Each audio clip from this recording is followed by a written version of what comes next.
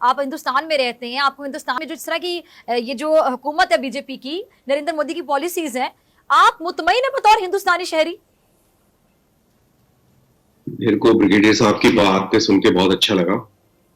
मेरे को इतनी खुशी हुई कि पाकिस्तान में डर है और नरेंद्र मोदी का खौफ है। ये बरकरार रहना चाहिए, इसी तरीके से बरकरार। गलत बात ना करे, खौफ कोई नहीं है, खौफ कोई नहीं है। मैंने कोई खौफ की बात नहीं की। Why should I be afraid of Narendra Modi? देखिए कर्नल साहब, हकीकत पे बात, मैंने खौफ की कोई बात नहीं की है, मैंने हकीकत की बात की। उस हकीकत पे आप भी बात कर लीजिए। ओके, अगर मेरे को अनइंटरप्टेड टाइम मिलेगा तो बात करूंगा। फिजा इस बार उस तरीके से बात नहीं प्लीज कंटिन्यू। ठीक है ब्रिगेड साहब, जरा आप जवाब सुन लीजिएगा, फिर मैं रिफत को शामिल गुफ्तगू करूंगी, फिर आपके पास आऊंगी। ब्रिगेड साहब, आपको जो पॉइंट्स अगर आप जिसका जवाब देना चाहिए प्लीज साथ साथ लिखते जाइए, आप अपनी बारी पे जवाब दीजिएगा। जी कर्नल रणवीर सिंह साहब। हाँ, तो जैसा मैंने कहा कि सॉरी प्लीज गो अहेड। जी, बहुत खुशी है कि, दोबारा दोहराऊंगा कि मेरे को बहुत खुशी है कि नरेंद्र मोदी का खौफ है और ये दुश्मन के दिलो दिमाग में, जहन में ये खौफ बरकरार रहना चाहिए।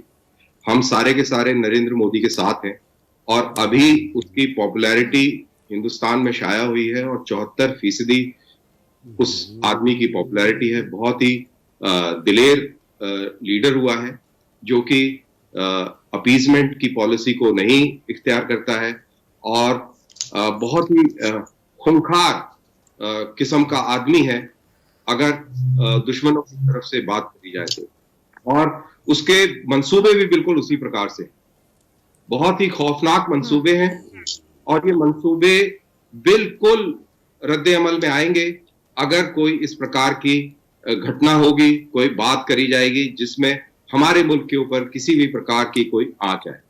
Subscribe now and press the bell icon, never miss an update. जहां तक ब्रिगेडियर साहब ने बोला कि हिंदुस्तान की फौज में बहुत रेप और इस टाइप की चीजें जो है ये बहुत नॉर्मल है और किसी राइटर का नाम लिया कि भाई over A cup of coffee वहां पर रेप और मर्डर की बातें हो जाती हैं, तो मैं सिर्फ ये बात बताना चाहूंगा, याद दिलाना चाहूंगा और आपके व्यूअर्स को भी बताना चाहूंगा कि मेरे ख्याल से बलूचिस्तान के अंदर, सिंध के अंदर बहुत सारी ऐसी लंबी फहरिस्त है जो कि अगवा करके लोगों का अता पता नहीं लगा। मास ग्रेव्स भी मिली हैं और नारे लगते हैं खैबर पख्तूनख्वा में कि ये जो दहशतगर्दी है इसके पीछे वर्दी है। बंगाल में क्या हुआ, 3 लाख औरतों के साथ में रेप किया गया, लाखों लोगों को मार दिया गया। सॉरी कर्नल साहब, मैं आपकी बात को इंटरप्ट नहीं करना चाह रही थी। ये नारे कौन लगवाता है? ये क्या किसी से ढकी छुपी बात है? चलिए, हमारे मुल्क के अंदर अगर ऐसे कुछ लोग हैं, उनको ऐसे नारे कौन लगवा रहे हैं? नजीद कुमार डेविल लगवाते हैं। हाँ बिल्कुल मैंने कहा जरा कर्नल साहब से पूछू ना मैं, कौन लगवा रहा है ये नारे, कौन है पीछे, जरा आप बताइएगा ना। आप देखिए, आपका मुल्क है, हमें क्या पता कौन लगवा रहा है। आप पूछिए जाके कि क्यों, कौन लगवा रहे हैं। आपकी मरियम नवाज जाके आपका मुल्क लगवा रहा है, आपकी रॉ लगवा रही है। चलो जी, ठीक है जी, आपको जैसे अच्छा लग रहा है, जैसे आप मुतमीन हो, आपको जैसा ठीक लगे, लेकिन बाकी सबको मालूम है, पूरी दुनिया को मालूम है कि क्या हो रहा है, तो उसकी आप चिंता ना करें। अभी बेचारे मार्च में शिया लोगों को मार दिया गया और आपने वो देखा किस तरीके से वो धरने पर बैठे रहे, फिर नाम नेहाद सिलेक्टेड प्राइम मिनिस्टर गए बड़ी मुश्किल से। तो ये सारी चीजें होती है, सबको मालूम है। और आपके दिमाग में जो भी कोई खुश फहमी, गलत फहमी हिंदुस्तान के खिलाफ है, वो जो ब्रिगेडियर साहब ने जो एक पैम्फलेट पढ़ा, मेरे को बड़ा मजा आया। मेरे को सही बताऊं तो मेरे को दिल में बहुत सुकून मिला, मेरे को बहुत तसल्ली हुई कि गुड, ऐसा ही होना चाहिए, वेरी गुड।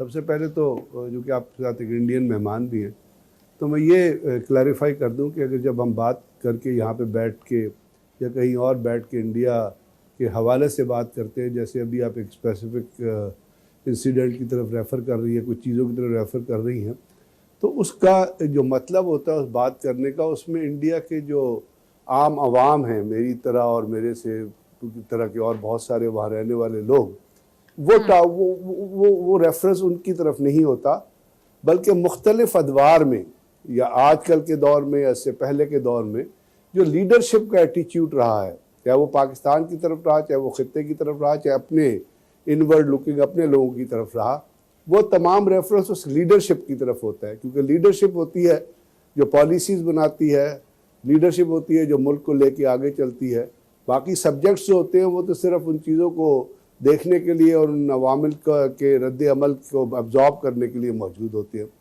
तो इसमें किसी भी तरीके से इंडिया के आम आवाम जो हैं वो भी हमारी तरह सोचते हैं, हमारी तरह रहते हैं, लेकिन जो लीडरशिप होती है, उनके जो बयानात होते हैं, उनके जो अमल होते हैं, उनकी जो पॉलिसीज़ होती हैं वो असरअंदाज होती। जो शख्स खूनखार, खौफनाक अपने प्राइम मिनिस्टर के बारे में इस किस्म के लफ्ज़ इस्तेमाल करे, तो खूनखार और खौफनाक तो जानवर होते हैं, इंसान तो खूनखार और खौफनाक नहीं होते।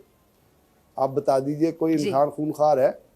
खूनखार वो होता है जो या चुड़ैल खूनखार होती है। कहते हैं ना, इनके यहाँ वो दूसरे जन्म का तस्वुर है ना, शायद इनको खूनख्वारी उनसे याद आई। अगर आप अपने लोगों का खून पी के खूनख्वार होते हैं, वेरी गुड, मैं 2 तालियां बजाता हूँ। अपने लोगों के लिए खौफनाक होते हैं, मैं मतलब है कोई I don't know which world they are living in, लेकिन शर्म की भी कोई इंतहा होती है। हिटलर के बाद ये हिटलर से भी 2 कदम आ गया। हिटलर ने तो जो कुछ किया था, कुछ चीज़ों को सामने रखा था, इस शख्स के अंदर कोई मॉरल एथिक नहीं है, बिकॉज के बाप का नाम किसी को पता नहीं है। और जिसके बाप का नाम नहीं पता होता वो खूनख्वार नहीं होता। अगर ये खूनख्वार होता ना तो चाइना के सामने खड़ा हो जाता। ये मक्कार और झूठा शख्स है। I can tell you with proof ये किस तरह मक्कारी और झूठी है। मुझे कोई फर्क नहीं पड़ता, मैं तो इस किस्म के लोगों को we don't kick them even.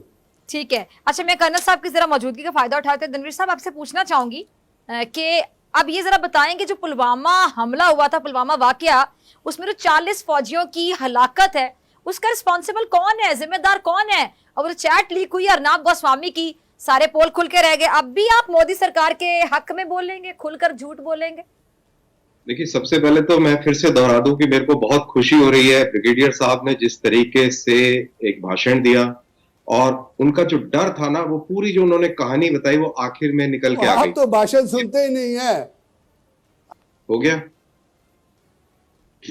मैं बोल दूं फिजा, मुझे दुख हो रहा है कर्नल साहब कि आप एक ऐसे शख्स को सपोर्ट कर रहे हैं जो इंसानों को मार रहा है। मुझे इसका दुख हो रहा है।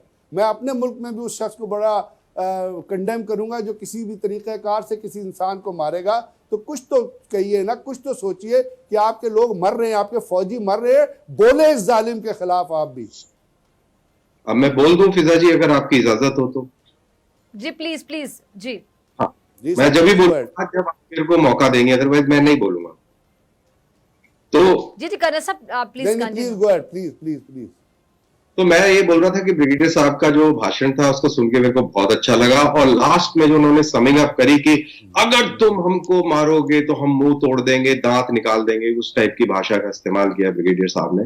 तो वो जो डर है वो मुझे बहुत अच्छा लगता है। कभी आपके शाह मोहम्मद कुरैशी बाहर जाके बोलते हैं कि कभी कोई कुछ बोलता है। ये हंसी जो है ना, ये जाने वाली हंसी है, बड़ी प्यारी हंसी है और हमें ऐसी हंसी बहुत 92,000 जब इन्होंने अपने हथियार नीचे गिराए थे तब हमने देखा है इनको कि कैसे बिहेव करते हैं। ये हमारे कैदी वैदी रह चुके हैं। इन्होंने पूरा मुल्क तबाह कर दिया, सरेंडर कर दिया। 92,000 फौजी, इतने बड़े जबरदस्त फौजी जो मुंह तोड़ देंगे और दांत निकाल के हाथ में दे देंगे। ये नॉन फौजियों की बात कर रहा हूं। अब जहां पे फिजा आपने कुछ एक सवाल पूछा, कर्नल साहब जवाब दिया। क्या बात कर रहे हैं ब्रिगेडियर साहब? कर्नल साहब क्या बात कर? एक छोटा सा सवाल मेरा, खाना में नाश्ते के प्लान आप लोग बनाते रहे, ठीक है, फिर नाश्ते भी आपको ना मिले, दुर्गत भी बनाई आपकी पाक फौज ने। कर्नल साहब ये बातें नहीं याद आपको? मेरे को सारी बातें याद है आपकी फिजा जी। कैसे किया गिरा? कर्नल साहब एक छोटा सा सवाल है। कर्नल साहब बिल्कुल गिरा। कर्नल साहब एक छोटा सा सवाल ले लीजिएगा। आपने बिल्कुल गिराया। सुन लीजिएगा जरा, सवाल ले लीजिएगा। नहीं, पहले आप रणवीर सिंह साहब मुझे जरा बताइएगा, आप भी नाश्ता करने के ख्वाहिशमंद थे? बालाकोट के बाद रणवीर सिंह साहब आप भी नाश्ता करने के ख्वाहिशमंद रहे हैं क्योंकि आप भी भारतीय सेना में रहे हैं ना। भारतीय सेना को बड़ा शौक है लाहौर का नाश्ता करने का, लेकिन शौक कभी पूरा नहीं हो सका।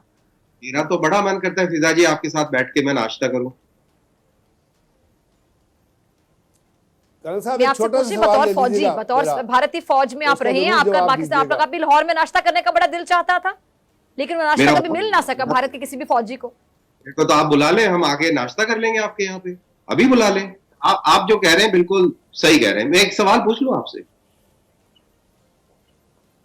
दो पूछिए, जरा जल्दी पूछ लें ताकि मैं फिर रफत की तरफ भी जाऊं। बिल्कुल नहीं, आप रिफत की तरफ चले जाएंगे। एक सवाल पूछ रहा हूँ, मेरे को बस ये बता दीजिए कि आपके पार्लियामेंट में जब ये बोला था कि वो माथे पे पसीने आ रहे हैं और पैर कांप रहे हैं, ऐसा क्यों हुआ था ब्रिगेडियर साहब? वो किसी और कॉन्टेक्स्ट में था जो पैर कांप रहे हैं, वो किसी और कॉन्टेक्स्ट में था, वो किसी और को कहा गया था, वो इंडिया के हवाले से नहीं था। वाले वो मानने को तैयार नहीं होते। ब्रिगेडियर साहब हमारे कैदी रहे होंगे, कि कहाँ पे रहे थे, कौन सा पीडब्ल्यू कैंप? नहीं, मैं कैदी नहीं रहा, मैं कैदी बिल्कुल नहीं रहा। आपकी भाषा का तरीका बताया है कि आप एक कैदी रहे हो। आप नहीं तो आप अपने इंडियन आपकी जो बातें हैं, जो आपका इंडियन आर्मी चीफ, वो किसी कैदी के अलावा नहीं आ सकता। वो चीज जो उमड़ के आती है बार बार, ठीक है, बगैर ठीक है कैदी नहीं आ ये तो सकती। फिर लंबी डिबेटें चलती रहेगी, प्रोग्राम का वक्त खत्म हो गया है। कैदी नहीं रहा।